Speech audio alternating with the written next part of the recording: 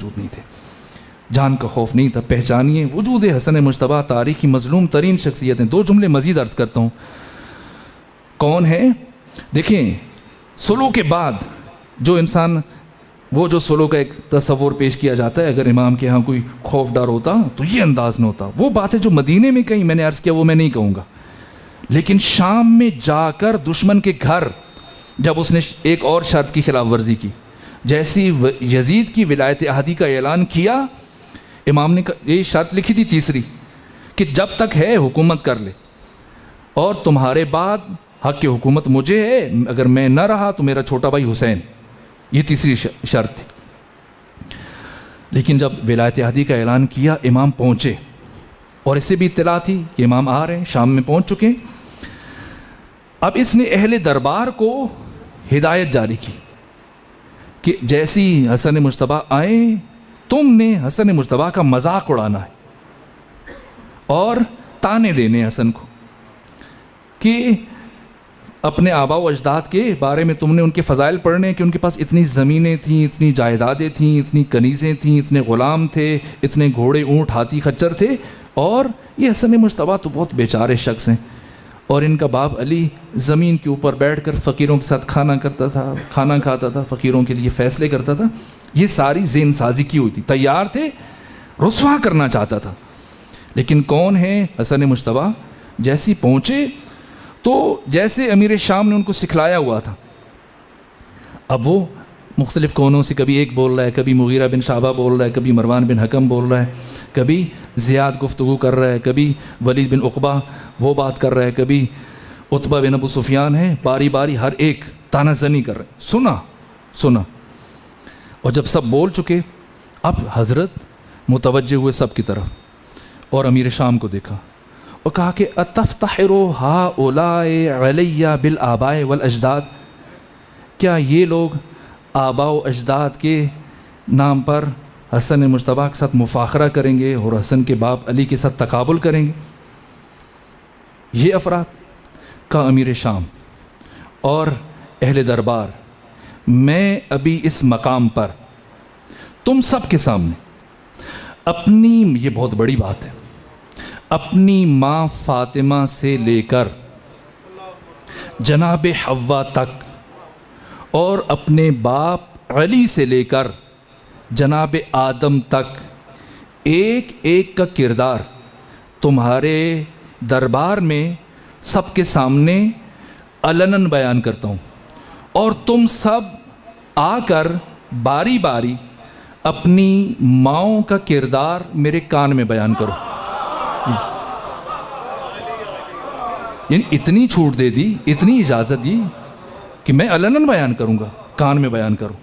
پھر حضرت کھڑے ہوئے، کہا کہ اے اہل شام، الحمدللہ الذی، حمد ہے اس اللہ کے لیے کہ اس نے اتنے فضائل عطا کیے ہمیں، آتانا اللہ من فضلے، اتنے فضائل عطا کیے کہ اگر میں لو قمت علی ھذا المقام، میں اس جگہ کھڑا ہو جاؤں، اذکر ما آتانا اللہ من فضلے، اور وہ فضائل بیان کروں جو اللہ نے عطا کیے ہمیں، حولاً فحولاً، سال ہاں سال گزر جائیں۔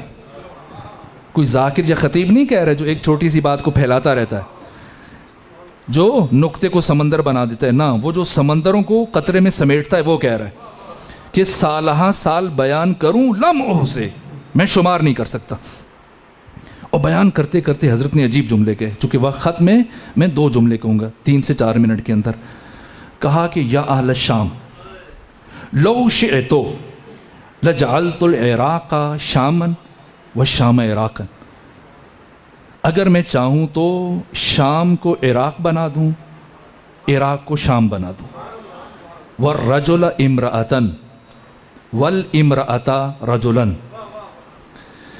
اور مرد کو عورت بنا دوں، عورت کو مرد بنا دوں۔ یہ بڑی بات ہے، دشمن کے گھر کے اندر دربار میں امام نے جب یہ کہا، ابھی امام کچھ اور کہنا چاہ رہے تھے، فقام رجل من الحزار، حاضرین میں سے ایک شخص کھڑا ہوا اور کہا کہ یبن ابی تراب من یقدر علی ذلک، کس میں اتنی صلاحیت ہے کہ وہ اتنا بڑا دعویٰ کر سکے کہ میں شام کو عراق بنا دوں، عراق کو شام، مرد کو عورت، عورت کو مرد؟ امام نے فنظر الامام الیہ شزرن، امام نے خیرہ نگاہی سے اس کی طرف دیکھا اور کیا فرمایا؟ اما تستحیین ان تقعدی بین الرجال، کہ تمہیں شرم محسوس نہیں ہوتی کہ تو مردوں کے درمیان بیٹھی ہوئی ہے؟ یہ ولایت تکوینی ہے۔ محمد تو اب کیفیت آپ سمجھ سکتے ہیں۔ دفعتاً جب بجلی گرے، ایسا اتفاق شاید تاریخ بشر میں کسی کے ساتھ پیش نہیں آیا ہوگا جو اس کے ساتھ پیش آیا جس نے کھڑے ہو کے گستاخی کی، کہا کہ اما تستحیین ان تقعدی بین الرجال۔ تو اب وہ اٹھی، دربار سے خود کو سمیٹا اور نکلنے لگی۔ فنادى الامام ان اقبہا، امام نے اسے اس سے آواز دی کہ اپنی سزا مکمل سنو۔ قد صارت عیالک رجل، وہ جو گھر میں بیٹھی تھی اب وہ مرد ہو چکی ہے، وہ چلی گئی۔ اب دیکھیں کہ وہ جس نے اتنا پلان کیا ہوا تھا، سب کو تیار کیا ہوا تھا، اتنی ریہرسل کروائی تھی، یہ کہنا یہ کہنا یہ کہنا، اب اس پہ کیا گزری ہوگی؟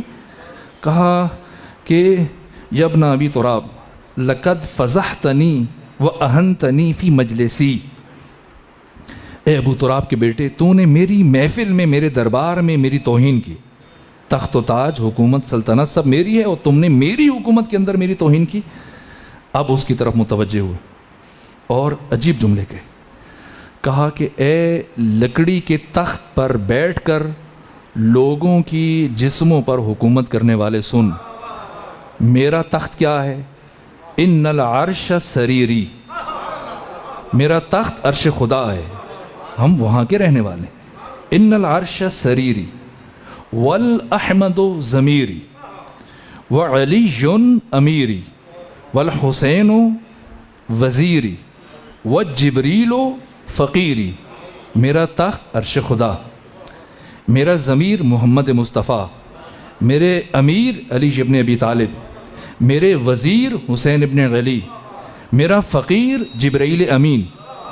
یہ کہا اور اس کے بعد ایک عجیب جملہ کہا، دیکھیں دودھ کا جلا چھاچھ کو بھی پھونک پھونک کے پیتا ہے، اور سانپ کا کاٹا ہوا رسی سے بھی ڈرتا۔ یہ بچے بیٹھے، ایک کہانی آپ کے نصاب میں ہے کہ وہ شیر، ایک باپ بیٹا جنگل میں لکڑی کے پنجرے بناتے تھے، تو شیر آ کر اس کو ایک شرارت سوجی تو وہ بار بار آ کے ان میں گھس جاتا تھا اور پنجرے خراب کر دیتا تھا۔ اب انہوں نے بیچنے ہوتے تھے تو ان کا معیار متاثر ہوتا تھا، تو آئے دن جب وہ آ جاتا شیر، تو اب باپ نے سمجھدار تھا بیٹے سے کہا کہ کچھ ایسا کیا جائے کہ اس شیر سے جان چھوٹ جائے جو ہر روز پنجرے کے اندر گھس کے اندر خراب کاری کر کے چلا جاتا ہے۔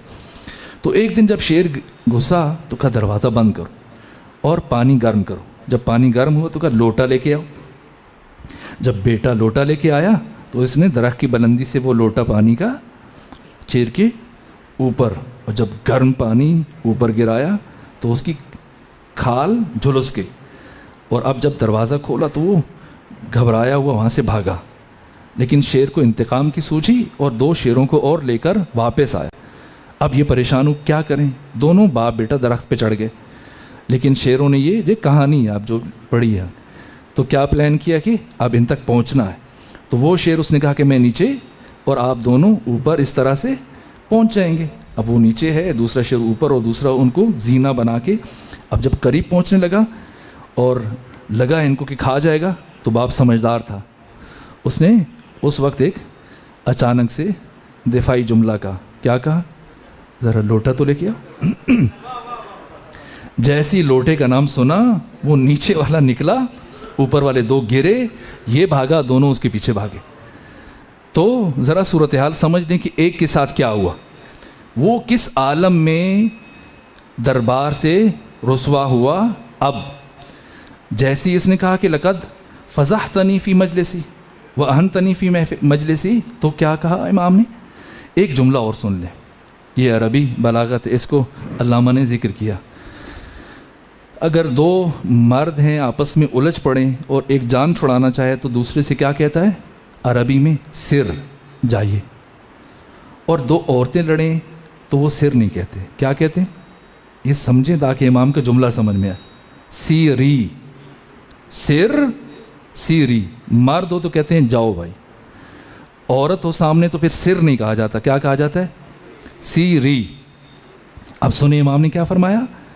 کہا امیر شام لکڑی کے تخت کے اوپر بیٹھ کر فخر و مباحات کر رہے. سن، ان العرش سریری والاحمد ضمیری وعلی امیری والجبریل والحسین وزیری والجبریل فقیری وان شئت اقل لک سیری. تو بھی انسان بنتا ہے، یہ تمہیں بھی کہوں سیری.